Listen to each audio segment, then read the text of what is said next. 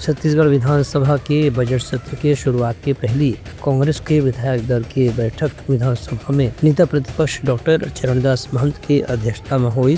ये मौका में डॉक्टर महंत की सहाय सरकार के कार्यकाल के अभी दूसरा बजट पेश होने वाला है। 16 महीने के कार्यकाल के दौरान ये सरकार जनता से करेगी एक भी वादा पूरा करे में नाकाम साबित हो है। उनका कहना है कि एक साल में वादा करे के झूठा सपना दिखा करके सत्ता हासिल तो कर ले, लेकिन भाजपा सरकार मोदी के गारंटी ला पूरा करे के नाम में अभी भी तिराही मंडा केंद्र और राज्य सरकार की योजना के लाभ मिले पावत है। पहले बजट में जो कुछ भी वादे सरकार ने किए थे अपने बजट के माध्यम से, उनने किसी भी काम को धरातल पर उतार नहीं पाए और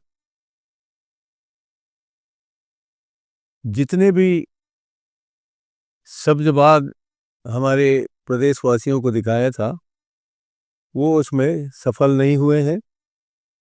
चाहे वो प्रधानमंत्री आवास का मामला हो, चाहे हमारे आदिवासी भाइयों को 4500 रुपये देने का वादा किया हो,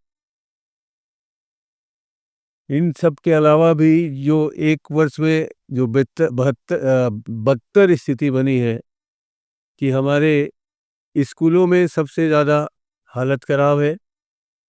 पहली बार ऐसा देखने में आया है कि स्कूल में बच्चियों के साथ दुर्व्यवहार भी हो रहा है और कई बच्चियों के गर्भपात कराए गए हैं।